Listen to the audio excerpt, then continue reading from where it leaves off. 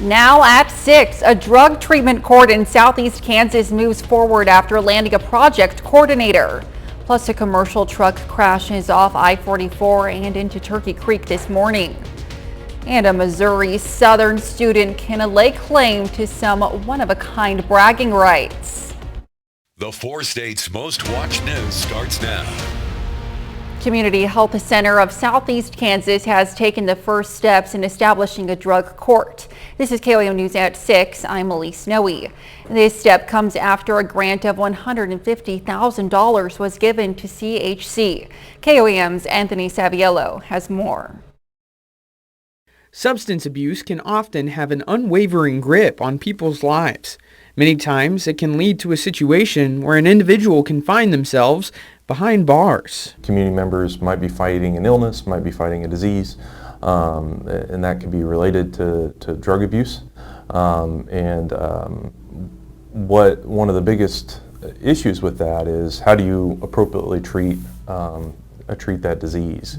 Daniel Kreitz is a senior vice president at Community Health Center and a part of the team that has begun establishing a drug court in southeast Kansas. You'd probably see partial implementation of drug court sometime midway through calendar year 24, and likely full implementation by the beginning of calendar year 25.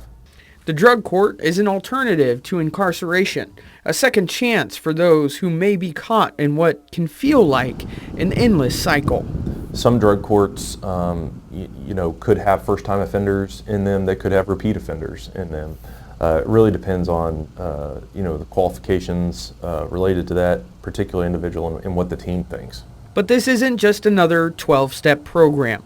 According to CHC, nationwide studies show that drug court graduates remain arrest-free at least 2 years after leaving the program. The data on drug courts and its success rate is pretty miraculous. Trying to create that and replicate in that area is something that everybody feels is a worthwhile cause. This program is still in early stages, but once fully in place, will help an estimated 100 individuals annually. Reporting in Pittsburgh, Anthony Saviello, KOAM News. Kreitz says the grant money received has allowed the hiring of a program coordinator. The drug court will be implemented in the 11th Judicial District, composed of Crawford, Cherokee, and Labette counties. Chief Meteorologist Doug Hetty joins us with the first look at weather. Well, chilly day for us today, but we got some much needed rain across the region. Not much in the way of variance of temperatures. 54 is where we topped out, started at 51. Average high is 46 degrees, but we did get the rain. 3/4 of an inch at the Joplin Airport with this last system, 0.66 since midnight, but right around an inch is where we're sitting so far for the month of December, which is below normal. Mid-50s, we're not going to drop off much tonight. Our southerly winds will keep our temps up. Any persistent rain is out of here, but we're still dealing with some drizzle and fog, and we're going to have that sticking around as we go through the overnight hours tonight. Here's our next system. This is going to move in by Christmas Eve, but if you are going to be shopping tonight, just the drizzle and the fog, but some of the road's still wet, so be careful. Of course, we'll look at that next storm system coming up here in just a bit. All right, Doug, we'll see you soon. Authorities investigate an early morning crash on I-44. The crash occurred just before 6 this morning near mile marker 21 at Turkey Creek. The commercial truck traveling east in the rain went through a guardrail into the median, then crashed onto the interstate below and overturned into Turkey Creek. The male driver, although talking to authorities, was transported to a hospital in Carthage. The extent of his injuries are unknown at this time.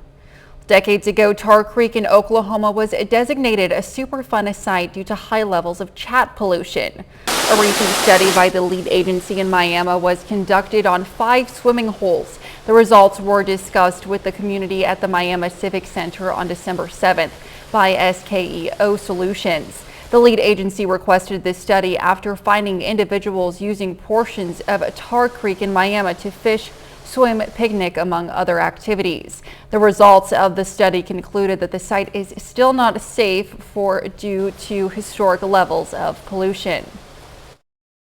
If they're in the water and they go in barefoot, They're going to get the sediment between their toes. They're going to get it on their shoes if they walk in with their tennis shoes on. They're going to squish that home with them. They're going to walk into their homes and take that with them. And if they have a little brother or sister crawling around on the floor, they're going to poison that child.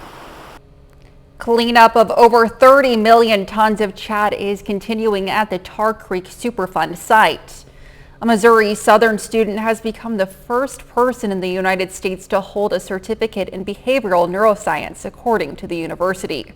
KOAM's Fernanda Silva spoke with Riley McFall about his future plans. When Riley McFall walked across the stage for graduation, he not only earned his major in psychology and minor in biology, but he became the first person in the United States to hold a certificate in behavioral neuroscience. I feel like I got lucky. I'm not going to lie, because I had already done all these things, and then suddenly this is just a thing that's offered, and so it felt almost free in a sense. So it feels like I got recognized for what I actually wanted to do. The Behavioral Neuroscience Certificate was added to Missouri Southern State University Psychology's department catalog this fall, using classes they already offer. When we started it, we realized that Riley had many of the classes that he would already need, or that he would need for this program. All he would need is to take one more class. And so by the time this certificate was offered, Riley was nearly complete. Other students are following McFall's path to earn the certificate. They should be attractive to many fields in modern clinical psychology, medicine and healthcare, and as well as graduate school. For now, McFalls is enjoying the relief of graduation. It felt like a weight off my shoulders. Just everything I've worked for up until this moment. But he continues forward into his future. Looking to go into the sleep field for now, and I would like to get certified in polysomnography and do sleep studies for people with sleep apnea or narcolepsy or things of that sort. In Joplin, Fernanda Silva, KOAM News. Professor Boomer believes the introduction of neuroscience to Missouri Southern signals the university's readiness to expand into more prestigious spaces in the world of American universities. Later in sports, it's another big night for boys and girls basketball here in the 4 states. Brock has a preview of tonight's matchups. But first, every single student at 2 Missouri high schools receive a surprise donation. Students at Catholic high schools in St. Louis, Missouri also got an unexpected gift this week. A couple donated $250 to every single student at the schools. Brent Solomon has their story. As these St. Mary students gather outside their lockers, you can soon see their sheer joy when they hear a special announcement. And a Christmas present, $250. The roof blew off the building. You heard throughout the building the biggest roar I've ever heard. They were dancing, they were singing, there were tears, there was laughter, there was high fives, there was hugs. That's because this man, Rudy Rosling, and his wife Judy made it their mission to gift $250 to every student at St. Mary's and at Cardinal Ritter Wednesday. I was able to help hand out the money and hand it to them and wish them a Merry Christmas. At St. Mary's, the money came in the form of gift cards. As any teenager, they were just giddy to have $250 that was their own. A few of them even said, I'm going to save it because I'm saving for a car. One of the young men said, oh, this is going to so help my mom. Over at Cardinal Ritter, the donor gave the students cold hard cash. Here you can see the reaction on their faces. Along with the cash, they got this note saying, be humble, be hungry, be happy. Passing on our blessings brings me happiness and joy that money can't. He told me, he said, please tell them they could take the whole $250 and go buy a really nice pair of shoes if they want to go do that. He said, but tell them to consider to take part of that money and use it to pay it forward. I've been in education for over 35 years, and I've never been a part of something like what went on today at St. Well, if you do the math, Cardinal Ritter has about 450 students, St. Mary's has 225. Multiply that total by $250 and you see the donors made close to a $170,000 investment in the students. A little later, the Joplin boys take on Kickapoo tonight. Brock has a preview of this and all the other local hardwood matchups coming up in sports. Plus, we have more showers, even some thunderstorms moving in for the holiday weekend. We're going to look at that coming up.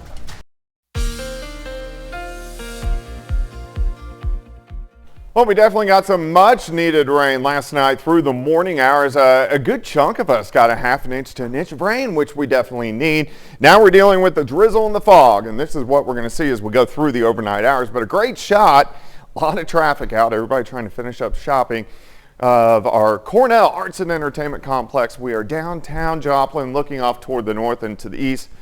Roads kind of wet, so be careful if you are going to be out tonight. All right, heaviest rain where you see the greens, at least a ½ inch.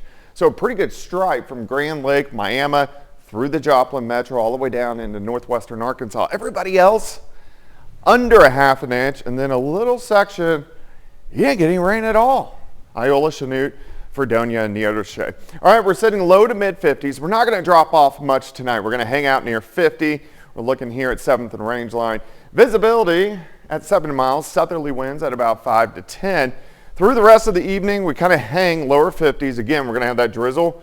We're going to have that fog, but all the persistent rain is out of here. We're just kind of socked in with the clouds. So the rain we had earlier today, now Illinois, eastern parts of Missouri down through Arkansas.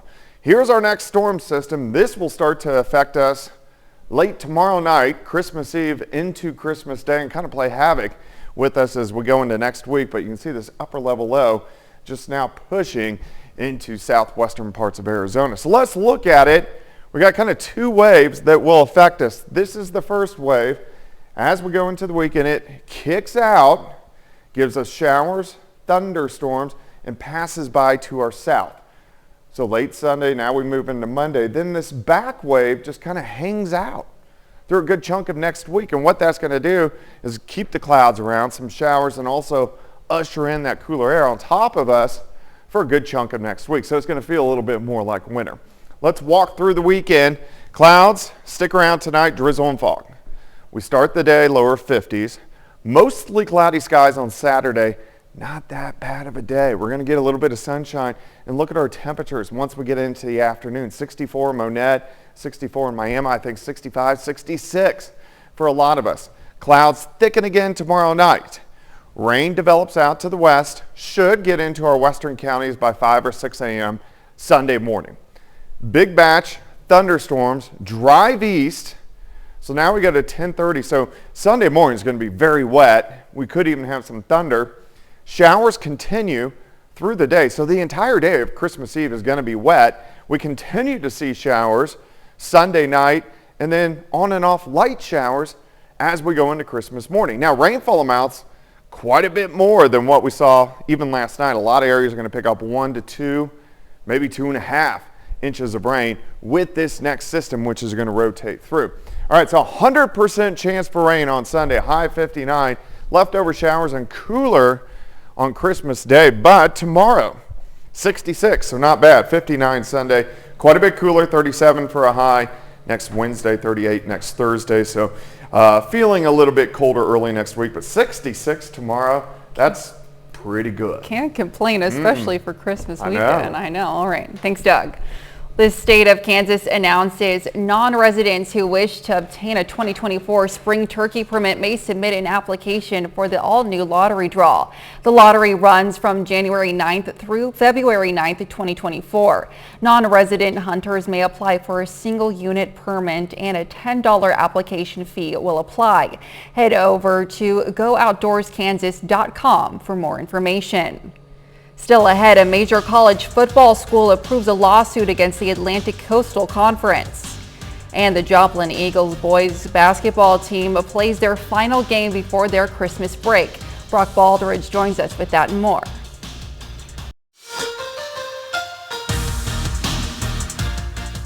Joplin Eagles boys basketball team is off to a slow start to the season. Joplin begins the season with a 1-5 record, and this evening the Eagles welcome in one of the top teams in the state. Joplin versus Kickapoo tonight. This game will be a non-conference game tonight between these two teams, but in the years to the future, these two teams will meet regularly as Kickapoo comes in with a 9-1 record. So good opportunity for Joplin to make a statement at home. Tip-off from this game is scheduled for 7:30 p.m. tonight. We'll have full highlights from this game right here tonight at 10. Over to girls basketball now. McDonald County in action earlier this afternoon. The Mustangs get the win over Excelsior Springs 60-32. Lady Mustangs are off to an 8-4 start to begin their season. Well, the Kansas Jayhawks are off to a 6-game win streak. KU is coming off of a 4-point win over Indiana last Saturday, and the Jayhawks return home to Allen Fieldhouse tonight for yet another non-conference game. Number 2 Jayhawks face the Yale Bulldogs tonight. It's the 4th time these two teams have ever met. Last meeting was on December of 2007. We'll have highlights from that game between KU and Yale tonight at 10. In St. Louis tonight, it's the annual bragging rights game between the Missouri Tigers and the Illinois Fighting Illini. Mizzou won last year's matchup by 22 points. The Tigers are looking to bounce back from last Sunday's loss to Seton Hall. We have a score update between those two teams right here tonight at 10. More from Division I college sports. Florida State could be on the move as the Florida State Seminole Board of Trustees on Friday cleared the way for a lawsuit against the Atlantic Coastal Conference, challenging a contract that binds the school to the league for the next 12 years and creating a potential path to leave without paying more than $500 million in penalties. So kind of a little more background on that story. I mean, why is that important here? Well, if Florida State does leave the ACC, which they want to do, could be the potential landing spot in the SEC, the Big 12. So could Florida State be part of one of those conferences? Stirring the pot. Well, they're stuck right now. They're in that contract till 2036, which you don't want to be in the contract for that long. So obviously they want to avoid paying the fees, but should be interesting to see where they land in the future. Yeah, it'll be exciting. All right, thanks, Brock. We'll be right back with more news right after this. Here's a look at what's coming up on KOAM News at 9 on Fox 14. What to expect at the gas pump if you plan on driving over the holiday weekend. Plus tips to reduce and recycle all that gift wrapping after the holidays. And why people from around the world send their letters to Santa to a town in Michigan every year. Those stories and a lot more tonight on KOAM News at 9 on Fox 14. Final look at the forecast. Yeah, drizzle and fog sticking around for us tonight, so watch out for that. But tomorrow, actually not bad. 66, mostly cloudy skies. Rain settles in. Christmas Eve, pretty much rain all day long, and then on and off showers and drizzle, turning colder on Christmas Day. I've never experienced a wet Christmas. It's always been white for me. So yeah, I'm just like I said, well, we had a white one last year. I know, like you said. Not going to do it this year. No. All right, final note for sports. Well, the Joplin Eagles basketball team, off to a little bit of a slow start, but, they have a good opportunity tonight, like I said, going against one of the top teams in the state in Kickapoo, so we'll see if they can bounce back and get that first home win of the year. Absolutely. It'll be exciting to see. Yes. All right, thanks, Brock. Well, thanks for watching. We'll see you right back here at 10. Thanks for making us part of your night.